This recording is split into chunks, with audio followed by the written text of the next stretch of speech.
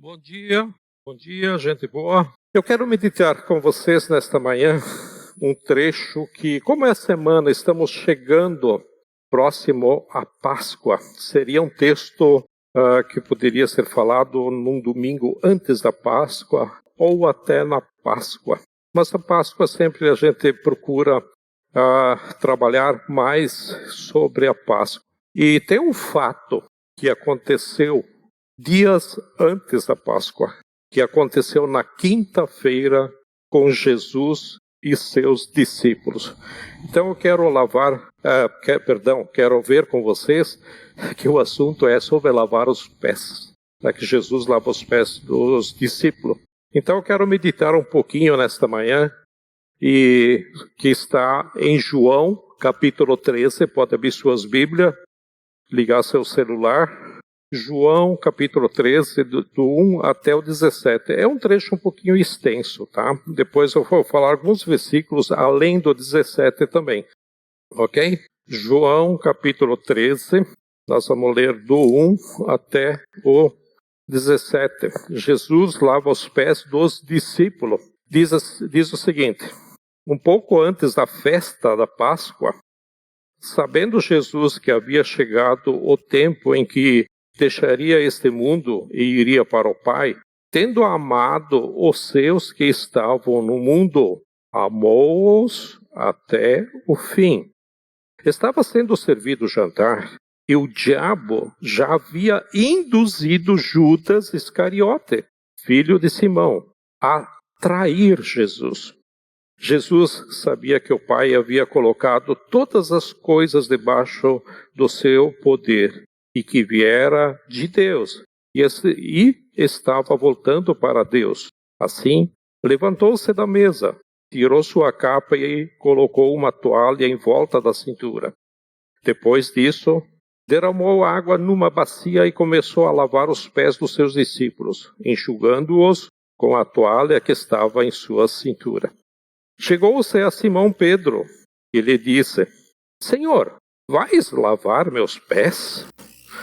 Respondeu Jesus: você não compreende agora o que estou lhe fazendo. Mais tarde, porém, entenderá. Disse Pedro: nunca lavarás os meus pés. Jesus respondeu: se eu não os lavar, você não terá parte comigo. Respondeu Pedro: então, Senhor, não apenas os meus pés, mas também lava as minhas mãos, lava a minha cabeça. Respondeu Jesus: quem já se banhou precisa apenas lavar os pés.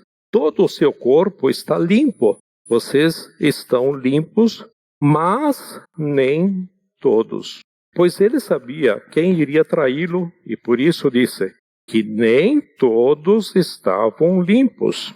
Quando terminou de lavar-lhes os pés, Jesus tornou a vestir a sua capa e voltou ao seu lugar. Então lhes perguntou: vocês entendem o que lhe fiz? Vocês me chamam mestre e senhor, e com razão, pois eu sou. Pois bem, se eu, sendo o senhor e mestre de vocês, lavei-lhes os pés, vocês também devem lavar os pés dos outros. Eu lhes dei o exemplo para que vocês façam como lhes fiz. Digo-lhes verdadeiramente que nenhum escravo é maior do que o seu senhor, como também nenhum mensageiro é maior do que aquele que o enviou. Agora que vocês sabem estas coisas, felizes serão se as praticarem. Querido Deus, nós pedimos sabedoria para que possamos entender essas palavras em nossas vidas. E as últimas palavras desse texto diz que felizes são aqueles que as praticarem. Senhor, nos dê entendimento para isso. Te peço isso e te agradeço em nome de Jesus. Amém. Então, como eu falei antes, o fato desse texto acontece numa quinta-feira, na véspera da sua traição, na véspera da sua morte, um dia antes de começar o martírio da sua crucificação na cruz. E ele estabelece a última ceia e lava os pés dos discípulos. E essa é a semana da Páscoa. Então Jesus havia combinado para jantar com seus discípulos a tradicional Páscoa dos judeus. E ali Jesus realiza a sua última Páscoa. O que Jesus quis falar com os seus discípulos com essa atitude? E qual a lição que Jesus quis dar para nós hoje?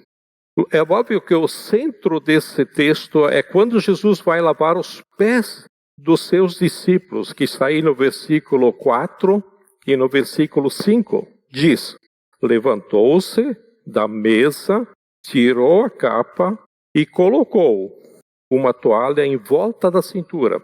Versículo 15. Depois disso, derramou água numa bacia e começou a lavar os pés dos discípulos, enxugando-os com a toalha que estava em sua cintura. Então Jesus se levanta no meio da ceia e surpreende todo mundo, né? Surpreende todos os discípulos, no caso, com essa atitude. E Jesus assume uma forma de servo, uma forma de escravo. Porque se tinha alguém que tinha que lavar os pés, era qualquer um dos discípulos lavar os pés de Jesus. Jamais Jesus lavar os pés dos discípulos. Tanto que Pedro, ele contesta quando diz: Senhor, vai lavar os meus pés?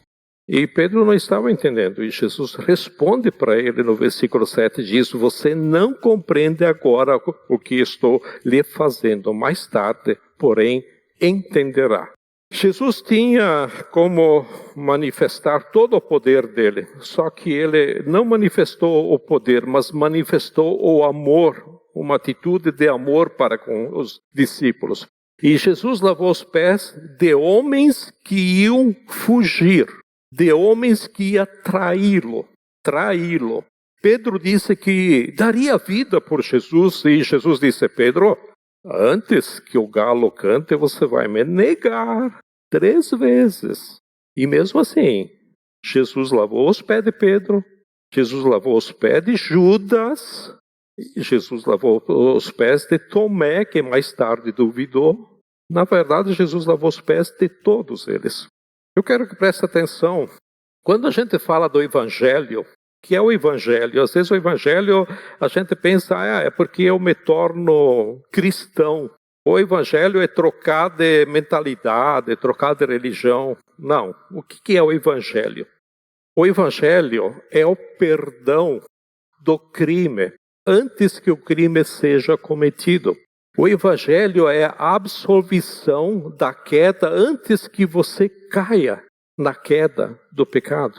Antes das falhas graves desses apóstolos, Jesus já estava lavando os pés deles. O perdão de Cristo, ele vem antes do pecado. Antes que você minta, antes que você roube, já existe o perdão disponível para a minha mentira e para o meu roubo. Antes da traição, já existe o perdão. Isso não é uma carta branca para você pecar. Porque existe perdão, então eu posso pecar. O que estou falando aqui é a graça. E muita gente acha que porque está na graça, então eu estou livre. Eu lamento te dizer, mas você não entendeu o Evangelho se você acha que está livre, e muito menos você entendeu a graça. Porque o que Jesus fez aqui é por amor. E quando eu vivi pela graça, eu fui alcançado pela graça, eu devo viver pela graça, não pelas regrinhas. Então, por isso que isso aqui não é uma carta branca para você pecar. Porque tudo que você semear, você vai colher. Mas é só para você entender a grandeza desse amor de Jesus por cada um de vocês, por todos nós. Ele demonstrou isso com os discípulos. E Jesus pega uma bacia, pega uma toalha e chama um por um e lava os pés de todos os discípulos. Quando Pedro diz: Jesus, você nunca vai lavar os meus pés. De jeito nenhum.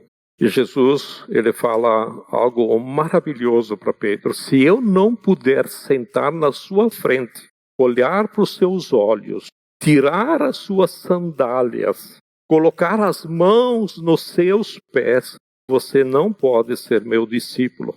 Você não pode entender o que é o meu reino. Você não tem parte no que estou fazendo. E naquela época não tinha calçados fechados, não tinha tênis, não tinha sapato, não tinha botas. Tá? As pessoas só usavam sandálias ou pés descalço mesmo, né? E como essa região era deserta, seca, muito pó, porque não tinha asfalto e nem calçamento, os pés ficavam muito sujos. Então, na entrada da porta das casas, tinha um cântaro com água e uma bacia para lavar os pés. E as famílias que elas tinham um pouco mais, que eram mais bem sucedidas, que tinham um pouco mais de condições, que não eram tão humildes, elas contratavam escravos para fazer essa função, porque essa era um serviço de escravo. Esse era um serviço de escravo. Por isso que Pedro disse para Jesus, o Senhor não vai lavar os meus pés. A ideia de Pedro é que não era justo Jesus lavar os pés, porque Jesus era maior que Pedro.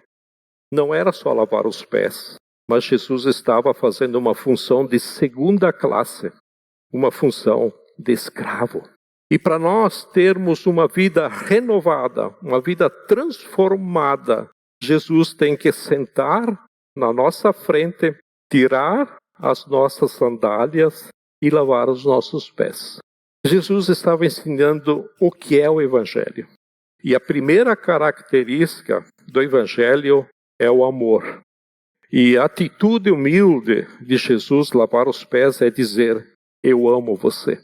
Eu amo você. Nós somos um grupo meio grande aqui. Se nós fôssemos um grupo menor, nós podíamos simbolicamente fazermos isso. Hoje podíamos pegar uma bacia, sentar e lavar os pés simbolicamente, né?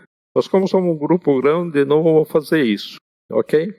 Mas Jesus estava querendo demonstrar esse amor e dizer, eu amo vocês. E o amor de Deus é maior do que o seu pecado. E não há nada que você faça que vai mudar o amor de Deus por você. Não há nada que você faça que vai mudar o amor de Deus por cada um de vocês. Deus ama vocês do jeito que vocês são. E o amor de Deus é maior do seu pecado. Porque Deus está determinado a amar você. Então essa demonstração toda com o lavar os pés, nós podíamos fazer várias aplicações, mas a principal aqui é dizer, eu amo você. Então Jesus lava os pés para mostrar o maior exemplo de amor já visto. E Jesus diz mais, e vocês vão me trair. Eu amo vocês e vocês vão me trair. Vocês vão me decepcionar. Vocês vão falhar comigo, mas eu amo vocês. E o versículo 8, Jesus responde a segunda parte, mais especificamente no final do versículo diz, se eu não os lavar, vocês não terão parte comigo. O que é não ter parte com Deus? É não ter comunhão com Deus. Os que têm parte sentam na mesa com Cristo. Os que têm parte participam desses elementos depois que nós vamos participar da ceia. Os que têm parte precisam ser lavados. Porque se uma pessoa não foi lavada dos seus pecados, ela não tem parte com Cristo. Ela pode vir para o grupo, pode trazer a Bíblia, pode cantar, pode orar. Então a bacia com água significa o sangue de Jesus derramado na cruz para purificar os pecados de todos aqueles que o seguem. Então, o que Jesus estava fazendo aqui, Pedro não podia fazer, Tiago não podia fazer, João não podia fazer. Somente o sangue de Jesus é que pode purificar os pecados de toda uma humanidade. Quantos de nós aqui querem uma vida nova, mas nós agimos como Pedro? Nós não deixamos Jesus nos lavar. Tem áreas em sua vida que Jesus não pode mexer. Tem áreas em sua vida que você diz, eu vou morrer assim. Eu vou deixar assim. Aqui ninguém toca. Né? Então essa poeira na minha vida, ninguém vai mexer. E se alguém mexer nos meus pés sujos, não vou mais vir. Não quero mais ter comunhão com essa pessoa, não quero mais vir nessa célula, se isso acontecer na célula, não quero mais vir nesse grupo, se acontecer aqui no grupo. Por isso que de vez em quando some algumas pessoas, a gente nem sabe por quê.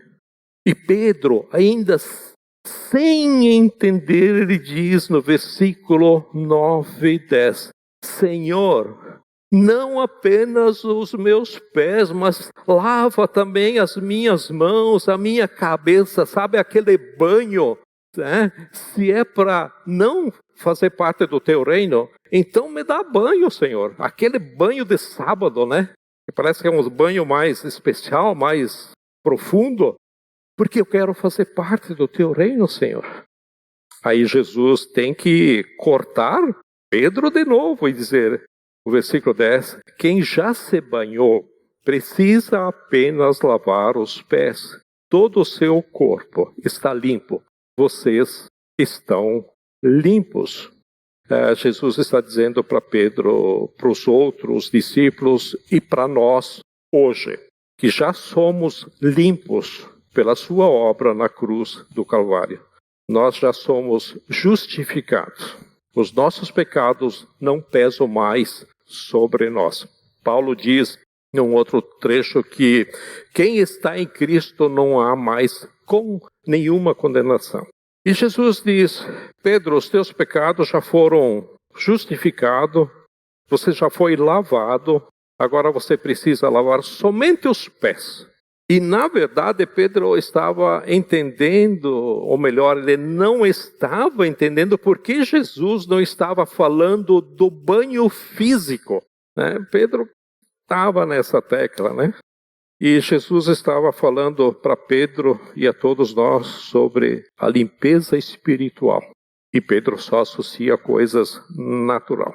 Sabe que essa semana, fazendo o meu tempo, uma hora silenciosa, eu descobri uma coisa interessante, que os discípulos viveram junto com Jesus todo esse tempo e eles não entendiam as coisas. Uns cabeça dura, né? Viveram todos esses 3 anos juntos e não entendiam as coisas. Sabe quando eles foram entender? Depois que veio o Espírito Santo, depois que Jesus mandou o Espírito Santo. E essa é a nossa vantagem. Nós temos o Espírito Santo para poder entender. Por isso, quando lemos, algumas coisas nós não podemos entender, mas no geral nós entendemos. Porque o Espírito Santo nos dá sabedoria.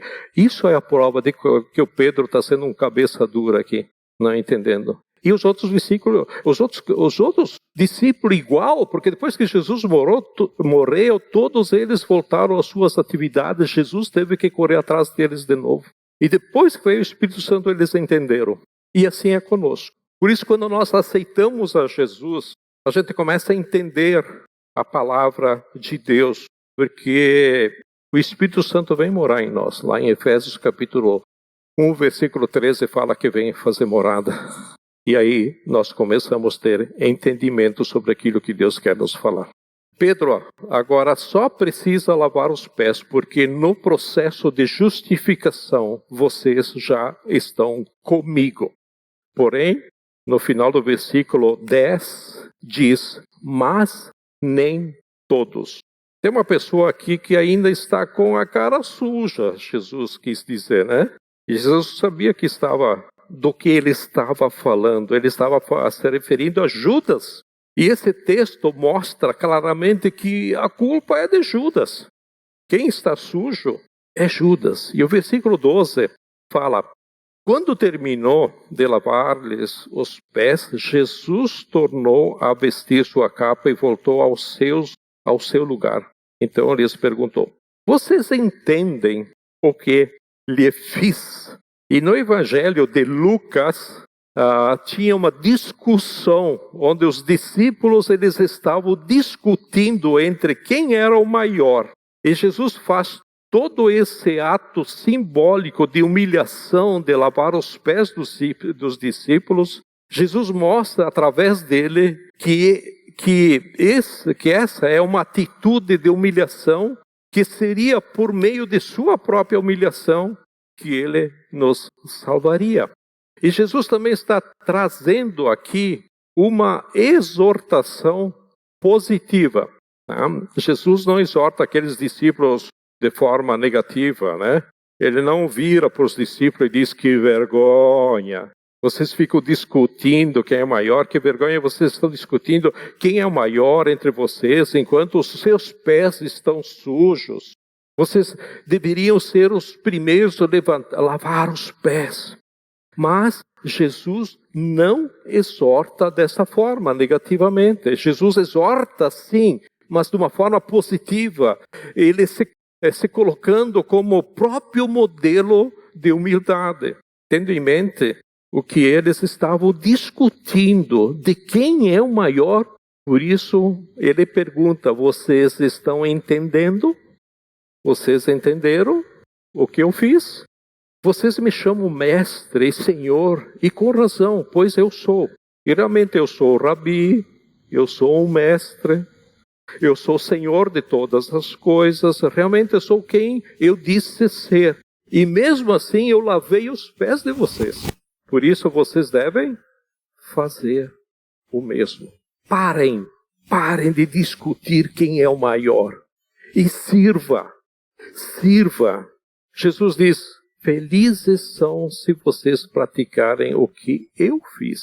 E essa bem-aventurança, felizes, quando praticada, ela nos traz alegria, ela nos traz paz entre nós, e uma certeza que estamos fazendo aquilo que Deus ama, uma paz que excede todo o nosso entendimento. Então, uma lição que nós precisamos entender com os lava-pés. Isso está no versículo 14 e 15, ele está confirmando aqui que diz, versículo 14, pois bem, se eu sendo Senhor e Mestre de vocês, lavei-lhes os pés, vocês também devem lavar os pés um dos outros. Eu lhes dei o exemplo para que vocês façam como lhes fiz. Jesus não diz que devemos lavar os pés dele, porque Jesus não tem pecado. Mas ele se fez pecado por nós, mas ele não tem pecado. Então, lavar os pés um dos outros, outro ponto, é aquilo que eu falei antes, nós podíamos destacar várias aplicações. E aqui eu quero destacar duas, uma eu vou falar e uma depois nós vamos tornar ela prática. Tá? E lavar os pés um dos outros significa perdão.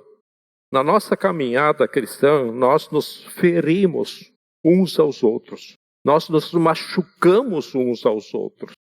Nós pecamos uns contra os outros e precisamos lavar os pés um dos outros. Precisamos nos perdoar. Precisamos viver uma vida de perdão mútuo. Nós pecamos um contra os outros. Jesus diz, como eu os perdoei, vocês também têm que se perdoar, porque eu vos dei o exemplo para que, como eu vos fiz, façais vós também. Então a nossa tarefa, lavar os pés um dos outros, nós não precisamos lavar os pés, mas nós podíamos fazer aqui simbolicamente, só que precisar de muitos instrumentos e de muito tempo, fora a bagunça que ia dar, né? Ok? Nós precisamos de um coração disposto a perdoar. Tornando prática na questão espiritual, lavar os pés é isso. Não precisamos de bacia com água. Precisamos de um coração disposto a perdoar. Um coração quebrantado por Deus. Assim como você precisa do meu perdão, eu preciso do seu perdão. E é isso que Jesus está nos ensinando com o lavar os pés. É nós perdoar uns aos outros. E no final do versículo 10 diz, vocês estão limpos, mas não todos. Aqui Jesus está se referindo a Judas. Quer dizer que muitos que estão no nosso meio não são limpos. Por isso que eu disse antes, às vezes tem pessoas que vêm um tempo, elas somem, não dão explicação nenhuma, onde é que está, lugar nenhum, sumiu, por que razão? E o versículo 11 diz, pois ele sabia quem era o traidor, foi por isso que disse, nem todos estáis limpos. Jesus sabia quem era o traidor. Adiantou Jesus ter lavado os pés de Judas? Como você vai se limpar dos seus pecados se você não aceita Jesus como Senhor? Às vezes nós aceitamos Jesus como Salvador, porque nós temos medo de ir para um lugar meio quente lá, né? Lugar 24 horas que não esfria, a chapa fica quente o tempo todo, então a gente tem medo, então a gente aceita Jesus como Salvador, mas como Senhor. Se ele não é Senhor, ele não pode ser Salvador também. E a primeira coisa que Jesus afirma é, eu conheço todos os que escolhi. Então Jesus, ele não foi enganado. Jesus não foi ingênuo. Ele conhece muito bem aqueles que ele escolheu, inclusive Judas. Jesus conhecia muito bem o caráter, o coração de Judas. Aquele que partilha do meu pão voltou-se contra mim. Jesus está dizendo, aquele que comia do meu prato, comia comigo, se voltou contra mim. E o versículo 19, eu vou além do texto que nós lemos, diz o seguinte, estou lhes dizendo antes que aconteça, a fim de que quando acontecer, vocês creiam que eu sou, para que a fé dos discípulos não fosse abalada, digo antes que aconteça, eu alerto vocês. Mesmo que eu seja traído, morto, humilhado, crucificado, vocês saibam que é isso mesmo que deveria acontecer, que vai acontecer. Eu realmente sou aquele que eu disse ser. Então Jesus conhece Judas. Sabe o que está acontecendo? Jesus alerta de antemão para que os discípulos não percam a sua fé. Não percam a sua fé, mantenham a sua fé. E esse fato foi uma grande surpresa, porque ninguém dos discípulos esperava que Judas fosse fazer algo assim. E nesse sentido, Judas foi duas caras, que ninguém desconfiou dele. E o versículo 21, na parte B, diz, Jesus declarou, digo-lhes que certamente um de vocês me trairá. Dos 12 discípulos, ninguém imaginava que alguém iria trair Jesus. Todos confiavam plenamente um nos outros. E Jesus disse, um de vocês não é alguém de fora, é alguém aqui do grupinho, é alguém dos 12. Né? Um de vocês irá me trair. E João, então aí começou o burburinho, né? Se vocês continuarem lendo o texto, o João, ele se inclina, Senhor, quem é? Fala para mim aqui. Vem cá, fala para mim. Jesus disse, aquele a quem eu der este pedaço de pão molhado no prato. E Jesus molhou o pedaço de pão, deu a Judas Iscariote. É interessante que Jesus não falou é Judas, mas Jesus falou em forma de parábola, dando um pedaço de pão a Judas, ou seja, é aquele que está comendo a minha comida. E nesse momento apenas Pedro, João e Jesus sabia que era Judas. E todos os outros estavam ali, né? Mas não faziam ideia que era Judas. Eles não perceberam esse diálogo, esse cochicho entre eles três ali no jantar. Pedro, João e Jesus. Os outros estavam distraídos, pensando na comida, encher seu estômago. E o versículo 27 diz, tão logo Judas comeu o pão, Satanás entrou nele. Então Satanás não tinha entrado ainda no Judas, mas isso aconteceu depois da ceia. Então Judas já tinha dado espaço para Satanás entrar. O coração de Judas já estava sendo tentado por Satanás. Judas deu espaço para isso. Então a culpa é de Judas e não de Deus. O versículo 30 diz, assim que comeu o pão, Judas saiu. O 31 depois que Judas saiu, Jesus disse: agora o Filho do Homem é glorificado e Deus é glorificado nele. Se Deus é glorificado nele, Deus também glorificará o Filho nele mesmo. E o glorificará em breve. Meus filhinhos, vou estar com vocês apenas mais um pouco. Vocês procurarão por mim. Para onde eu vou, vocês não podem ir. Quando Judas sai, aparentemente isso é uma derrota para Jesus. Porque Jesus está para ser traído, Jesus está para ser morto, Jesus está para ser humilhado na pior morte possível. Mas neste momento, ao invés de ser uma derrota, Jesus diz: chegou a hora do Filho do Homem ser glorificado.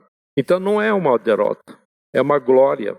E isso é maravilhoso, né? Porque essa glória é o próprio plano de Deus que está sendo executado, de que Ele ama tanto o mundo.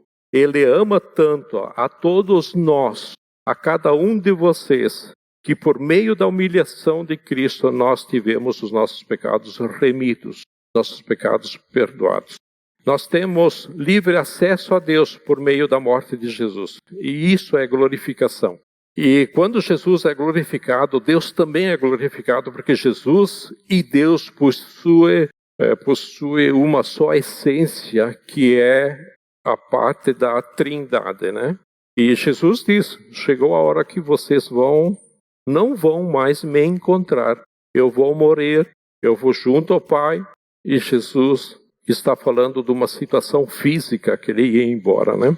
Mas mesmo que vocês não tenham a minha presença, vocês têm um ao outro. E vocês podem se confortar uns aos outros. E essa razão, uma das razões que nós estamos aqui hoje. Que nós vivemos como cristãos, que nós devemos nos unir, que nós devemos participar, né? Porque nós nos confortamos uns aos outros.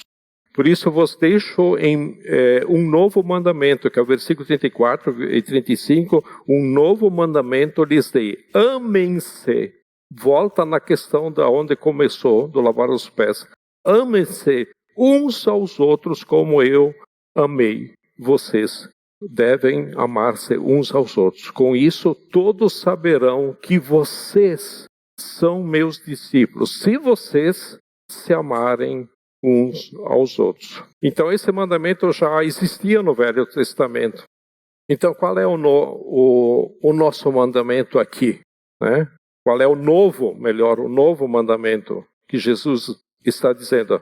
Assim como eu vos amei. Ou seja, se humilhar a si mesmo e amar, se entregando a tal ponto de entregar a vida dele por eles, pelos discípulos, foi o que Jesus fez. Então, esse é o amor que Jesus nos pede. Esse é o amor que Jesus nos pede. Jesus diz que é justamente esse amor, uns pelos outros, que mostra e prova ao mundo que nós somos cristãos. Jesus diz claramente que a única maneira de nós sermos levados a sério, de nós sermos testemunhas para o mundo, é amando uns aos outros, como Ele nos amou. E amar é amor de entrega. Quando nós somos um, quando nós nos amarmos plenamente, nós somos um. E aí o mundo verá a glória de Deus por nosso intermédio. Portanto, amemos não só de palavra, mas com ações, que nos amemos com o amor de Cristo.